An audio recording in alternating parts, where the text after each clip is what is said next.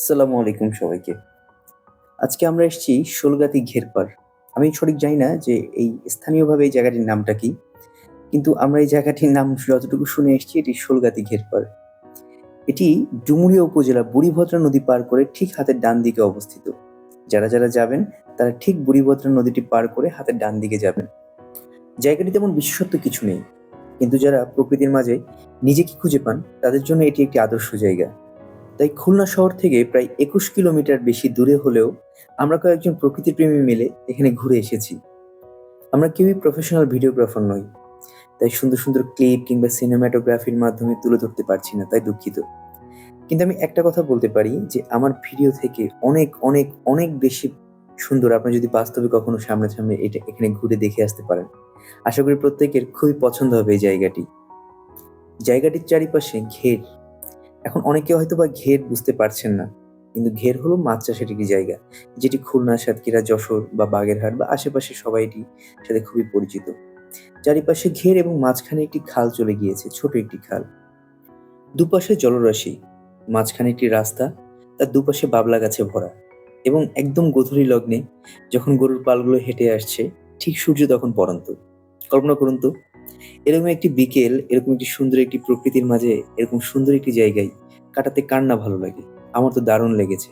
এবং আমরা যারা গিয়েছিলাম, আমাদের প্রত্যেকের একটাই রিভিউ ছিল, এই জায়গাটি একদমই টপ নচ।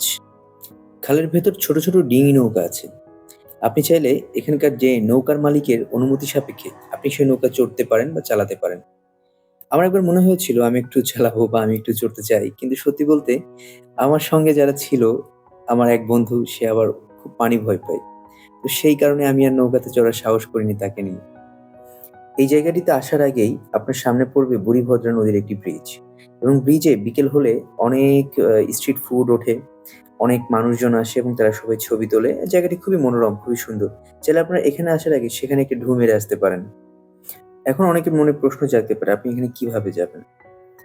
সবথেকে যাওয়ার সহজ উপায় হলো খুলনার দৌলতপুরের মহসিন মোড় থেকে আপনি মাহিন্দ্রা, অটো কিংবা অন্যান্য নিজের যদি কোনো মোটরসাইকেল থাকে সেটা নিয়ে আপনি চলে যেতে পারেন শাহপুরে। আমি যদিও আমার মোটরসাইকেলটি নিয়ে গিয়েছিলাম। শাহপুর থেকে আপনি শাহপুর যে বাজারটি সেটি পার করে সোজা চলে যাবেন। গেলে আপনার সামনে পড়বে মধুগ্রাম। মধুগ্রাম পার করে আরো একটু সোজা গেলে আপনার শোলগাতি। তারপর যেটা বললাম বুড়িভদ্রা নদী, শোলগাতির ব্রিজ, তারপর সোজা বৃষ্টি পার করবেন। বৃষ্টি পার করে হাতের ডান পাশে এলেই এই মনোরম পরিবেশটি আপনার সামনে চলে আসবে।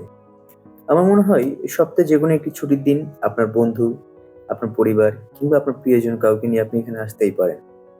অবশ্যই ঘোরাঘুরি করলে মন ভালো থাকে। মন ভালো থাকলে শরীর ভালো থাকবে। তো সুতরাং আপনি আপনার কাছের মানুষজনকে নিয়ে যদি এখানে আসেন, অবশ্যই আশা করি আপনারা হতাশ হবেন না। জায়গাটা অত্যন্ত সুন্দর।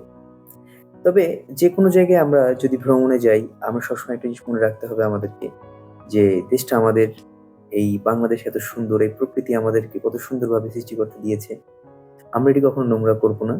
আমরা পরিষ্কার পরিচ্ছন্নতা রাখবো। কারণ পরিষ্কার পরিচ্ছন্নতা ইমানের অঙ্গ। ধন্যবাদ।